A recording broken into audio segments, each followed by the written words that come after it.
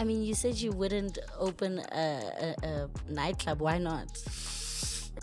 I've never believed that nightclubs are a sustainable business model. I can imagine. And having, riders alone make me wanna, like, I'll rather open a coffee shop than a nightclub. To come and get 3 bottles from me, 3 bottles from your next gig and whatever, and then, build up your home bar because you physically cannot drink all of that. That's exactly what's happening in the industry. Doesn't work. Yeah. Not sustainable. I'm not saying they don't have value. It's the world that I'm in. You've got to do what you got to do. And there was champagne galore. Cost 800,000 rand. Damn. Yeah. Phew.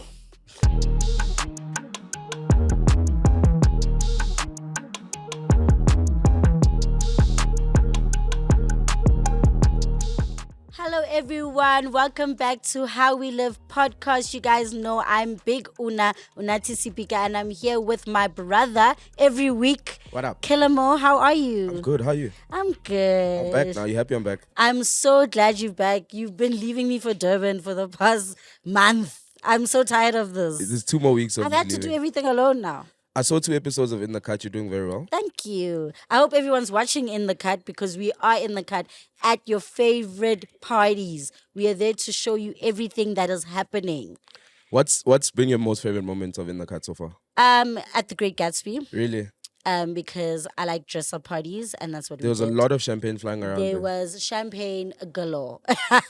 No one, if you walked around and you did not have a glass in your hand, that's because you just didn't want. You were just not there. Yeah, you were just, I'm glad you guys have been having fun. I'm back, guys. Welcome back to How We Live. Yeah, man. It feels very weird sitting here because it's been a while since I've sat on this couch in front of this mic.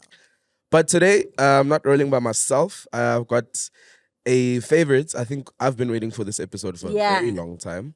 He doesn't know he's the creator of the wise man quotes that we have. Yeah, we do have a wise man quote on the show. Ladies and gentlemen, our guest today has over 2 decades of experience in the music and entertainment industry. He's the CEO of RDC Hospitality Group that oversees brands, venues, restaurants, festivals, everything. Like, what do you not do, Rick? I'm just trying to see if you've done your homework. I'm like waiting for the intro to finish there. No, I always do my homework. But he's the founder of Soul Candy Live and the managing director of Air Agency, an experiential events and brand management agency that oversees events such as Friends of Amstel, recently just came on board with Smirnoff and a few other brands. We're going to talk about all those exciting things that he does. Ladies and gentlemen, Ricardo Costa. How are you, Rick? Good on you. I was waiting for the hip-hop siren. Yeah. The environment that I'm in, I thought, like no, we come on. I mean, next time we'll have the Sparkler Girls listen, I was ready. and everything. But for now, how you guys doing? We're great. How are you? Good. You actually the first guest to make a shoot in the morning. Usually we shoot in the evening and there's like tequila and stuff flying around. But I mean, I don't want to. I don't want to say anything, but I don't think it's holding us back. No. We have to. You can't drink all day if you don't start in the morning. That means it's not drinking all day. What is it called at that point then? If you start drinking in the evening, you're just drinking in the evening. Don't wake up the next day and say I drank all day yesterday. So I'll be drinking. But yeah, Rick, you have over 2 decades of experience in the entertainment industry and hospitality as a whole. I just wanted to start with just educating people with where it all started. Like, at which point did Ricardo da Costa decide, you know what, this is it. I'm doing this. Yeah, I think like anyone, you try and have a normal sort of career path, and you're like, I'm going to study marketing, and I'm going to, So there's the formal sort of parental directed sort of direction of career path that I was following, and music and entertainment was a passion, and at the time when I started, making a career out of it was almost taboo, and it was like, what you want to make a career out of being a DJ, doing that, you know what I mean? So it wasn't really realistic. So I approached it as a passion, and it evolved into a career, which, you know, fast forward to today, you can see, you know, it's a structured sort of ecosystem that you can make a career out of. But back then it was like, you would tell you tell your parents, tell your teachers, you're like, you know, that's what you wanted to do. No one would take you seriously. But here we are today. Yeah. Okay, so before we actually move on any further, we have a show. I mean, we have a game, sorry, on the show. I don't know how it's gonna work because you're not drinking. Because Yeah, this is a drinking game. Normally, it's a drinking game to get the guests like. I mean, maybe this will just break the ice with no drinking. We'll get him shots of espresso. Don't worry. Okay, so it's called First Things First. Okay. So what we do here, I'll say anything what I have on my list here, and you say the first thing that comes to mind. It can either be a question, or I can give you two options, or I give you a phrase, and you just say the first thing that comes to mind within the first 2 seconds. Sure. Failure to say that would have been a tequila shot, but now maybe you should just down your order. Okay. Tequila or cognac? Tequila. Best dance? Samba. H20 or Spring Fiesta? H2O. Oh, H2O, sorry. Sure. I'm going to say Spring Fiesta. Altitude Beach? Party. Soul Candy? Institutional. An event with 10,000 people or 500 people? To DJ to 500 people. I'm happy when? I'm with my family. Cats or dogs? Dogs. Black coffee or Dlala Tugzin? Black coffee. Okay. I think even if you were drinking, I think you would have gotten all of them. Yeah, Because you actually... But also, I kind of made it like to his sort of advantage. A lot of the first things first in today's script, so to his advantage. But it's a cool icebreaker. It's a cool game. But yeah, I can see how at night you spice it up a little bit. And have a few tequilas lying thank around. you. Okay. But continuing on what we're speaking on, I think I'd like to say you are a multi-talented creative and businessman, which is sort of a rare like trait. You don't normally find people that can sort of play both parts. And I was just trying to sort of figure out, how do you manage to like juggle both? Because I've recently sort of started playing in that space, and it's a new thing for me. But I'd like to know how you like manage to sort of remain structured while still being creative, sort of in your capacity, working with brands, as a DJ, as like a restaurateur, like so many hats all at once. Yeah, I think there is a conditioning that happens very early on. Like, I think if I have to take it way back to when I started DJing, I couldn't just be a DJ. Yeah. So I worked a student job. I worked at Edgar selling watches.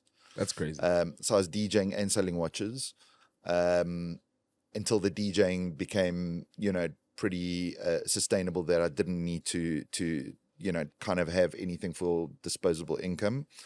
But then, I was like, how do I put myself in the best position to get the most exclusive music? So I started working in record stores. Okay. So I was working in a record store, DJing, and shortly after that, throwing my own events happened. So now I'm working in a record store, throwing my own events, DJing. And then, the record store evolved into working and being part of a record label. And so you're always juggling and still studying in between. So it's something that I think at that early phase, when you are conditioned to juggle different things that are all synergistic to one another, and I think that's an important thing. And to your point, yes, I have restaurants, I have venues, but venues, throwing events, music, it's all synergistic. It sounds like they're different worlds, and when you get to the operational side of it, it is different. But throwing an event and owning a restaurant is very similar. It's you throw an event every single day, you open your restaurant, you host people, it's an experience, the hospitality, which is a parallel to an event.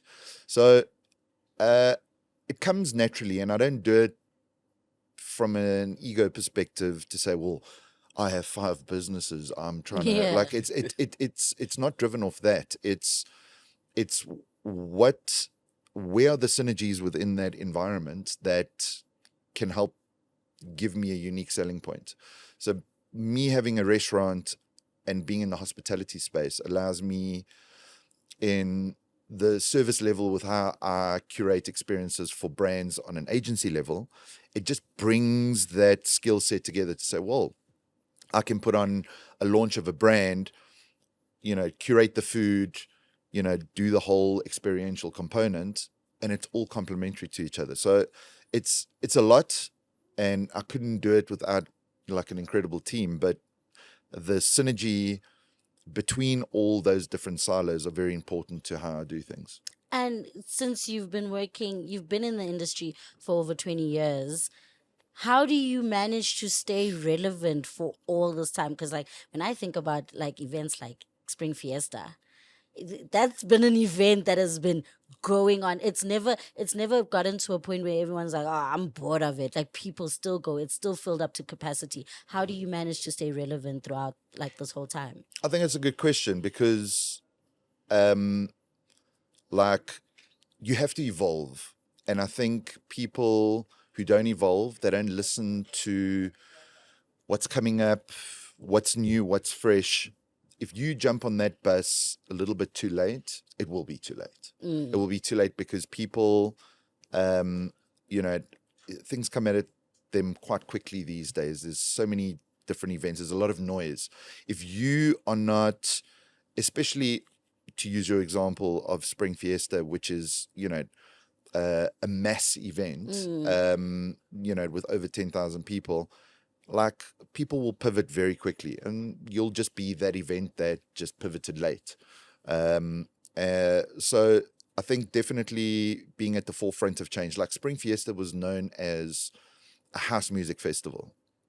The main stage only had house music. Look at it today. It's evolved to piano, to hip hop, to whatever. And we were ridiculed for making the change when we did. But I mean, there was a point where South African hip hop was kicking ass, and house was like a secondary genre. At least from a playlisting perspective, it was just hip hop rose to where it is today, or it was, and all the big hits were hip hop records and songs. So we had to make the change, and we made it quite decisively. And AKA Ricky, Costa, Nasty C, these were guys that really were the first to have presence on the main stage at Spring Fiesta. So definitely moving with the times is an important thing to remain relevant. Okay. That's dope. I wanted to speak on some of your babies, some of your establishments and restaurants. I mean, I'm a little bit biased, obviously, but, but I think you if anyone walks into a Ricardo da Costa establishment, you almost feel sort of the hospitality from the door lady to when you sit down to. So I wanna go through each establishment and sort of pick your brain a little bit as to like how things came about and what made you sort of do that. So we'll start with obviously the one where we met, which is Altitude Beach. How was that born? So my late partner, Damien Michael, it was his brainchild, and we were partners in the Ivy, and then Altitude in Menlyn opened, where I was consulting to him, and we were involved there, and he was a dreamer, and definitely the reason I got into the restaurant space. He had a long history in opening various institutional restaurants like My Bar, My Grill, and Rhapsodies. He was quite instrumental in the brand Rhapsodies and launching around the country. And he was like, "Let's do a beach club in Joburg." I'm like, "Jeez, okay." Like that, you talking about it like it's just open a coffee shop. If you knew him and you spent time with him, his dreams were infectious. You're like, okay, well, maybe it is possible, and you get to spend some time with him. And we needed to find an appropriate space, which we did, and we got inspiration from every beach club around the world, from Bali to Miami to Ibiza, and we just wanted to do something game changing, at least from a kind of Joburg perspective. But as we got into it, we realized that we were doing something pretty game changing from a South African landscape perspective. So yeah, I mean, we got in the war room and we figured out all the nuts and bolts and filtered the inspiration into what we gave birth to, which was Altitude Beach. Which was very beautiful, if I might say. It was a pleasure to be a part of something so beautiful and so great. Okay, my other favorite baby that you have, the Ivy. How did that happen? I'm actually very intrigued I've about the actually Ivy. never been to the Ivy. And you live sort of in the Yeah, area. I live in that area, but I've never been. But I've heard only great things about Beautiful. Yeah, so that's my firstborn in the hospitality space. And again, Damien, Michael, kind of opened that door. And when he approached me about the opportunity, I was like, I didn't know why he wanted to collaborate, because being in the music space, I thought he wanted to open a nightclub. I'm like, I ain't fucking opening a nightclub. So he took me to the space. He said he knew the developer. And the minute we got to the rooftop, which couldn't have been a more picturesque day, the sun was setting behind the Joburg skyline. And I was just like, is this a space? It's like, yeah. And you couldn't help but be inspired. Yeah. And in half an hour, we knew exactly what we were going to do and what we were going to be. Yeah. And we gave a format to the space, which was a diner bar, which food and dining being an integral part of the strategy, but vibe, music, and the venue being the star of the show. So it kind of brought a social music component as a binding sort of experience to the dining element. And yeah, I mean, 8 years in, we just recently renovated, and it's basically what made me fall in love with hospitality. It's where I got to learn the ins and outs and make mistakes, and it completely activated a whole new world for me. I mean, you said you wouldn't open a nightclub. Why not? No. So many times. And my opinion on it remains the same, because Altitude wasn't a nightclub; it was a day club. Again, to do things in a differentiated way is what excites me. I didn't believe, I've never believed that nightclubs are a sustainable business model. It's very cutthroat. Yeah.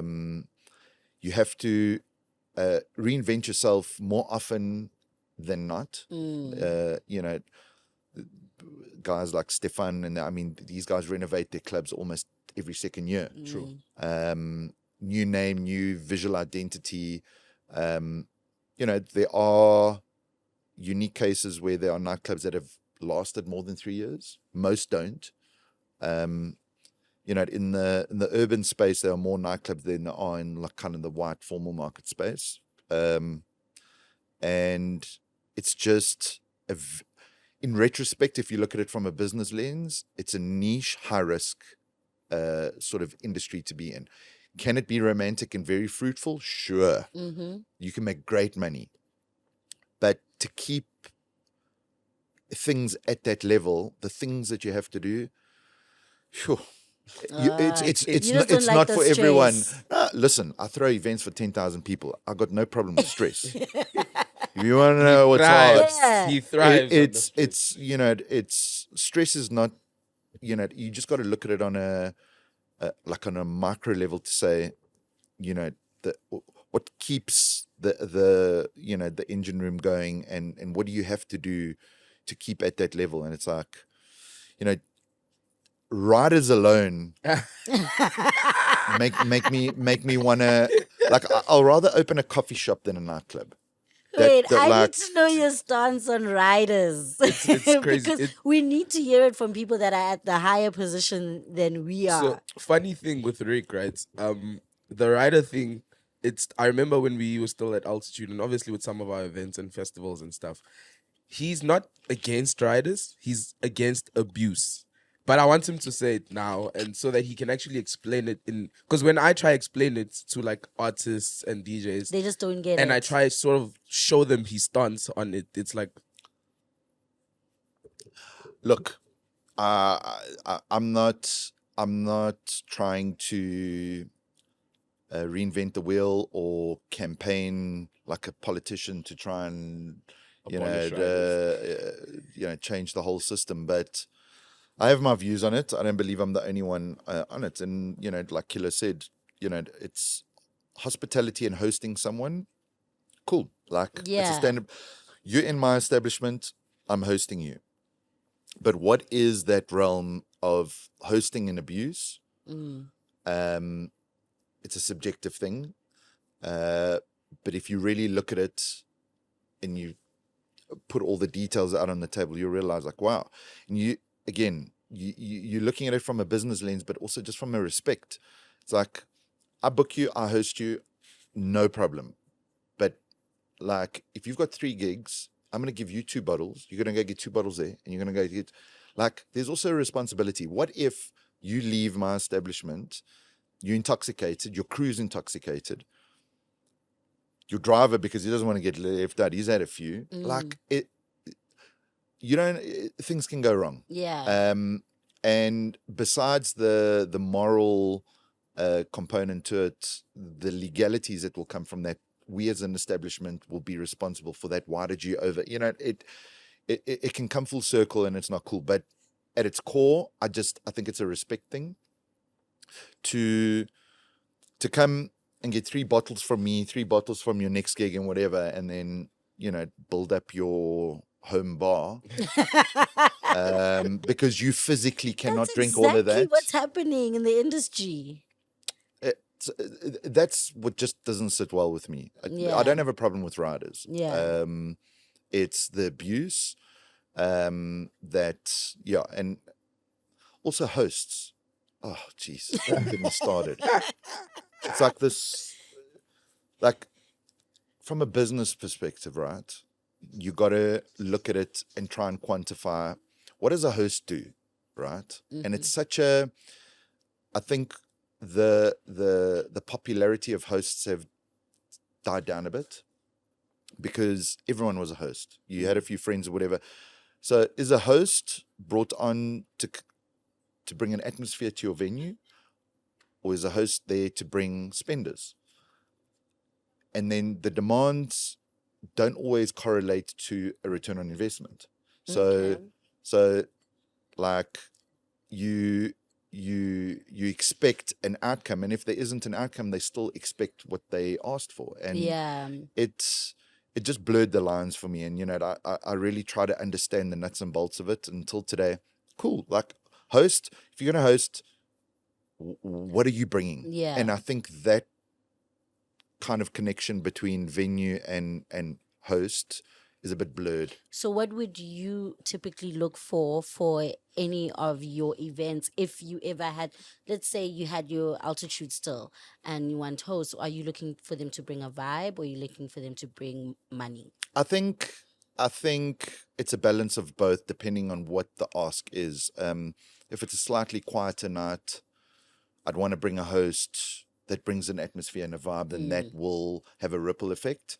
If I'm busy and it's a strategic thing and I've got certain ballers that are coming to the event, I would want a host to call on their friends and whatever that's spent to come and support them. Okay. That understanding wasn't always in place. And it just, you eventually just see hosts coming and having their rider and nothing happens. Yeah. So the expectations on the kind of terms of why they're being booked were just not really being honored. And as a venue owner, you just look at it and you're just like, oh, what's the point? What's the point? And I'm not saying they don't have value. It's Yeah. about how you leverage that value. If it's just, okay, will you host? Cool. Like, it's just, they come, they have a rider, they leave. Doesn't work. Yeah. Not sustainable. While we're on establishments, I think your two most recent babies, Obscura and Artistry, Oh, love artistry. she Oh loves my god. artistry so much. Oh, so you've been to artistry, huh? Oh my god. I mean, I know how they came about, but I don't think people know. So, do you wanna sort of take us through how Yeah. those two happened? So artistry is a partnership with myself and Jay Something. We have a relationship with from Soul Candy, and he is a friend and an extraordinary talent. Can sing, can dance, and he can cook. It's the Oh, yeah. trifecta, I've the seen. trifecta.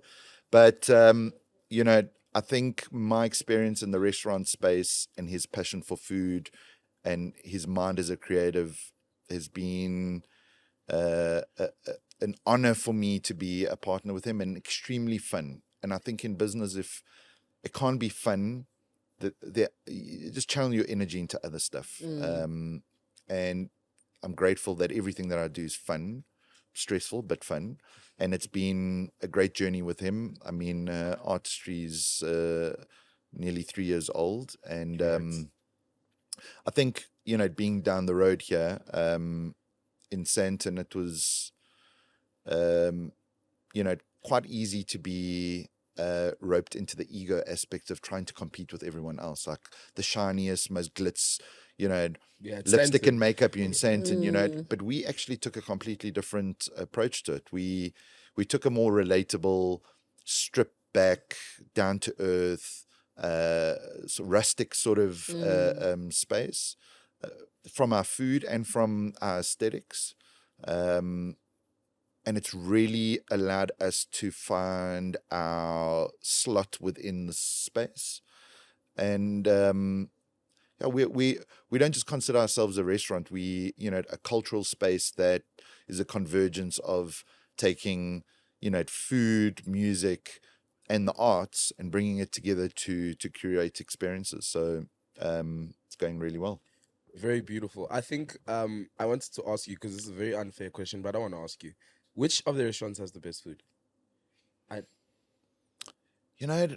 Sometimes you feel like Chinese, sometimes you feel like Italian. Like each one of them have a different sort of approach. I think, Obscura, which we'll touch on, it's a lot more premium. The dishes are elevated in a way to express the strategy of what Obscura is.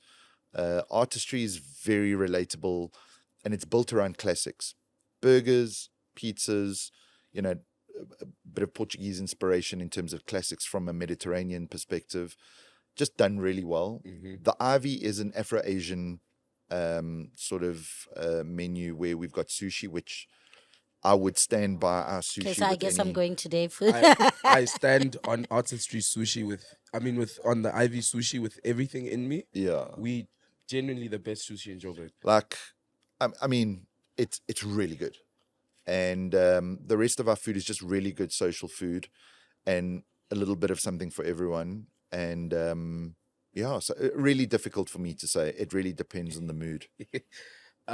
Okay.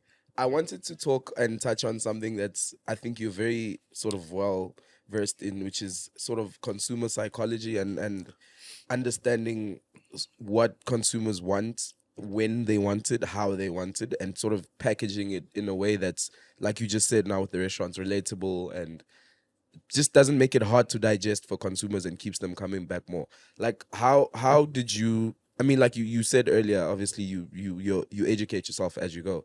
But I just wanted to sort of tap into just the whole idea of consumer psychology, because I think a lot of people who run establishments or want to run establishments or even work for establishments, it's very important that they understand consumer psychology. So like how did you wrap your head around sort of understanding consumer psychology? And just I think that's also a very good question. And, I'm not sure all business owners in the entertainment and hospitality space approach their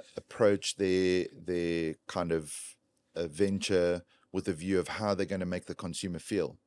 And I think that ultimately becomes one of the key distinctions of, will they be coming back? Besides a tier of different stuff, is the food great and whatever, but, whether it's an event, if you don't take for granted that consumers have options, and a lot of options, that nothing is guaranteed. Loyalty is a very fluffy word that if you're just not doing dope shit, people will go somewhere else on any level. And I keep that tension in the back of my mind with anything that I approach, because it's a privilege for people to come and spend money at your establishments. And I don't take that for granted one day. There's a book that I read called Unreasonable Hospitality. And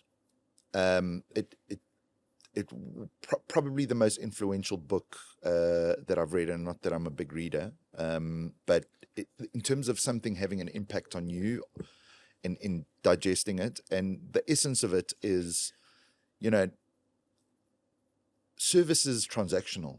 It's like you come to a place, you buy something, you order food. It's transactional, but the feeling of how you curate that experience in whatever level, and how they are made to feel during and when they leave, is what keeps on getting them to come back. And I think that's what sets people apart, even from an eventing standpoint. If you develop a stage design that's really going to create a big impact for them, and the consumer journey of them getting in, and accessibility to food, and ample ablution, and like those are things that are like, wow, the convenience over and above the music, you start to create a layer that you can only do with working on the feeling of what hospitality is. Okay. So whatever venture or venue or event that I do, I try to keep that in the back of my mind to give me a unique selling point, relative to maybe some of the other events that are going on, or some of the other venues, and you try and instill that into your team. And so far so good. I think you do a very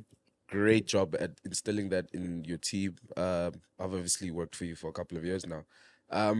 I wanted to talk all things agency now, because it's another topic that sort of has trended on our podcast, ironically, because we've had a few sort of events guys, we've had guys that work with brands, and there's actually a lot of interest around people understanding that space and understanding sort of what it takes to execute stuff for a brand, dope stuff at that, not just sort of wishy-washy activations, but like, as you like to call it, brand immortalization, and sort of bringing the shit to life and showing people. Let's talk air. I want you to sort of take people through what air is, how air came about, and air is everywhere, as you like to say. Let's jump into air. Yeah, so air is experiential agency. We gave birth to that off the back of not knowing where events were going to be during COVID. And I always knew that, brands would want to find a way to come to life in some format, whether it's with social distancing or whatever it is. That was never going to go away. And I used to own an agency back in the day called Ambrosia, which was an agency developed off the back of Soul Candy.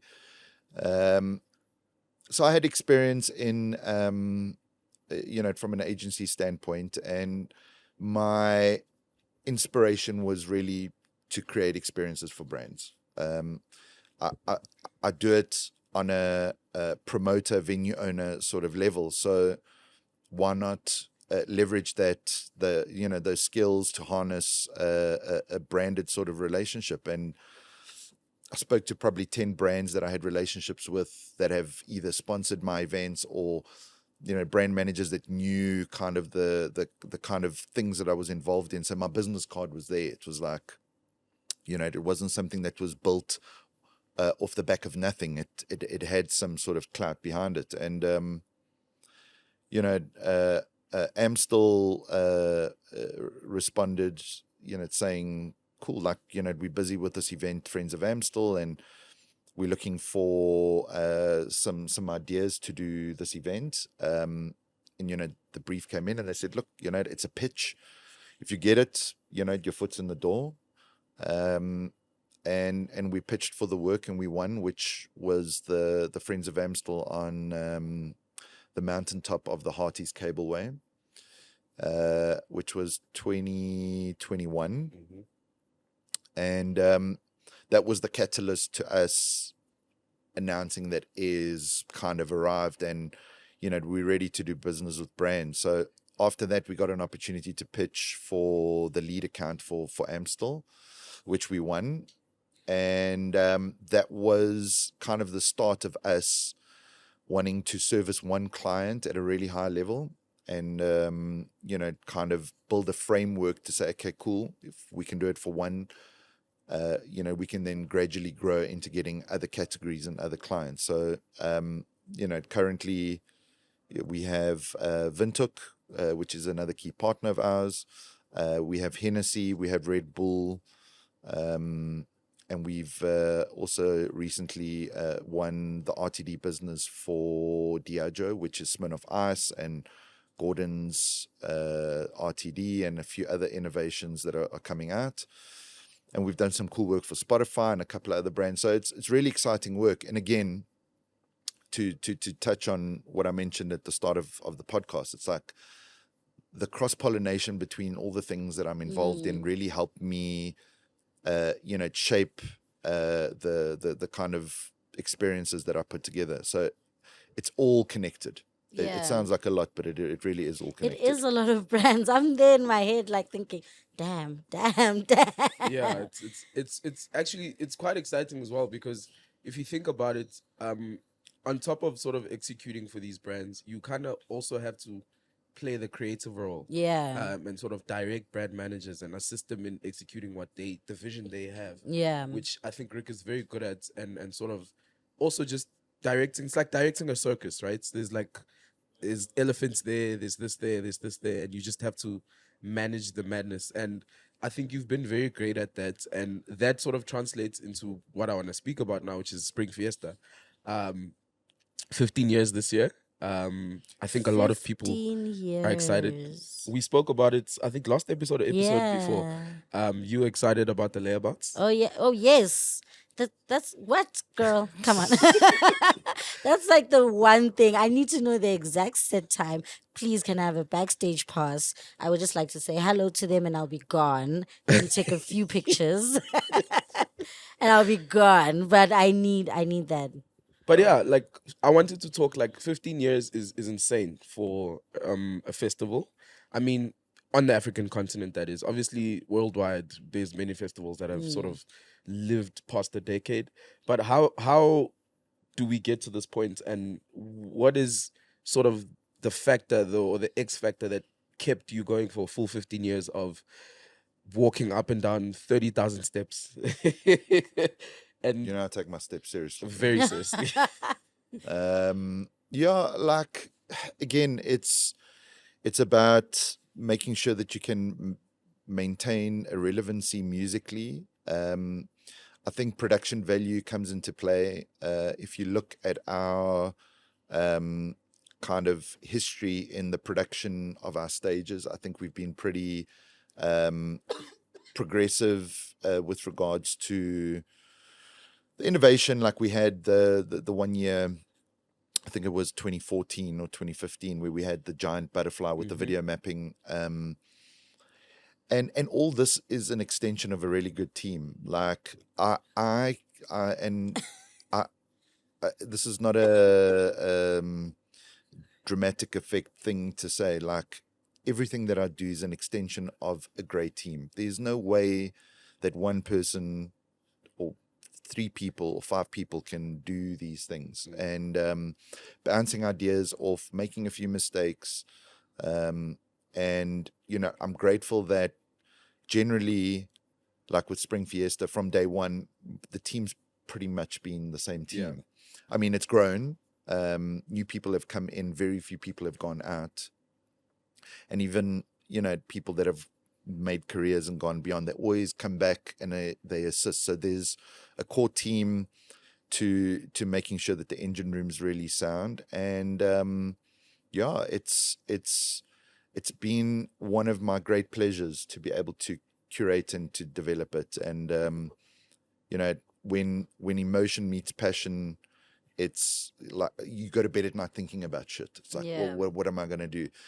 And I think if you like that energy and channeled in the correct way, that's where amazing things happen. And I'm grateful that 15 years in, I'm as inspired as I was in day one. I mean, the first event, we had Gregor Salto and Chappelle, and we lost 800,000 Rand in 2010. Yo. Now, believe me, it stung. And I can imagine. and having partners and spreading the risk definitely helped. But year 2, we brought the layabouts, and we made back that loss, and we made a profit. Oh. So the layabouts are, we've had them out a few times, and they're quite key to the brand. And I couldn't think of anyone else to bring just to celebrate 15 years. And I mean, they have just struck a chord with the South African community in terms of making these evergreen sing-along songs, which will be entrenched forever with us. Radio still plays all their music, and they are gentlemen to deal with. Imani's coming out, and we're working on a few other surprises. So it's hard work, dedication, and passion has gotten us to where we are today. And lots of steps. Yes. Lots of shouting on the radio. Are your events mostly centered around music? Is that something that you drive your events around? Because when you think about it, most of your events that I've ever gone to, you're not really big on like a VIP space and a big spending, you want the people to come out with all the bottles. But it's like a lot of like Spring Fiesta is really musical. Like I walk around to all the stages, and so I'm also putting in the steps, just like you guys. But it's also a thing of like, if you also look at like altitude, like the stage being right there in the middle, so that people are around the music and all of that. Is that something that really drives you? Yeah, I think it all starts, like when people ask me what I do, it all starts with music, because it all did start with music. Yeah. Everything, even though food and hospitality is a big part of what I'm involved in currently, it all started with music. So I still think that is what is a key driver to people. There are some interesting projects that I'm busy with at the moment where it's definitely going to be food led. And even some of the restaurants that I have are still, more food led, and music being a supporting contributor to it. But from an eventing standpoint, like Spring Fiesta has a VVIP, which is for ballers, and but the essence of what Spring Fiesta is not that. Yeah. If you go to a Conquer Summer Tour event, it's dance floor culture. Yeah. It's not what it's about. It's about the table spinning and the opulence, which is okay. And there are a few events and formats like that. Spring Fiesta is definitely about the music and the energy that's evoked on the dance floor, because I think memories are definitely developed through those moments. It's like, oh wow, layabouts, they're saying found my light. It's just, perfect weather, aeroplanes flying over. Yeah. Sun's out. Sun's out, buns out. It's those moments that I think, can't be influenced by AI and whatever, like people will continue to come back for that. So So do you still DJ? yeah, 100%. Are you going to DJ at Spring Fiesta? at H2O, well, I've never DJed at Spring Fiesta. It's not really musically what I play, though I can. Okay. But again, I'm there working. It's not something that I've ever wanted to, like, there are far more deserving people to take a slot. I wouldn't want to take a slot from someone that, is rocking the nation with their tunes. And I'm there to make sure that everything runs smoothly. And shouting at me on the radio. Once or twice. Once or twice. Just a few. Just a few times. But before we close off, I wanted to actually speak on the Wise Man quotes that started Wise Man quotes on the show. Your quotes about serving and leading. I want to tell a story first about, before we get into that quote. There was an event we had at Altitude, very big event. I can't remember if it was Polar or Rich and Famous, but there was a moment where we had an issue with stock and we had to go out and get stock and come back and restocking. And there was a couple of venue owners at that particular event. I won't say them by name. They know themselves because I think Rick did go greet some of them. But then when the stock arrived, Rick came to come help me and I think a few of our ground staff carry stock from the car into the kitchen. Yeah. And obviously it's through the shop so people can see this. Oh. And a lot of venue owners that were there were like bamboozled because you know how venue owners roll. Yeah, Security, I wouldn't do that. ba, and they were just baffled watching Ricardo carry stock with me. And on top of carrying stock, I'm like directing him, like, yeah, boss, there's 4 Red Bulls there, go get that. And people are looking at Don't him forget like, that box. yeah, everyone's looking at him like, he's the owner. Why is he carrying stock? But how, like, when did you become that guy? Like, how do you even put yourself in that mind state where it's like, fuck everything else? It's what's important is sort of, in that moment, obviously the task was getting stock into the kitchen. But I think the idea or the ideology behind it is sort of not giving a fuck about, like, we have to get the job done. Yeah. Like, how did you become that guy? Look, I don't know any other way. And like, I am surprised when I see owners that are not that way, but in a non-judgy way, I just, how I've come up in the game is, I'm the guy that was doing flyers and putting flyers on cars for my event. I was a waiter. I sold watches. I come from a service level-minded background, from grassroots, and had to work my way to, developing and create the opportunities that are in front of me. So, like, I don't even see it as something that, even to acknowledge it, and I appreciate that you've seen it and highlighted it, but it's not like, if we need to carry stock, like, we got to do it.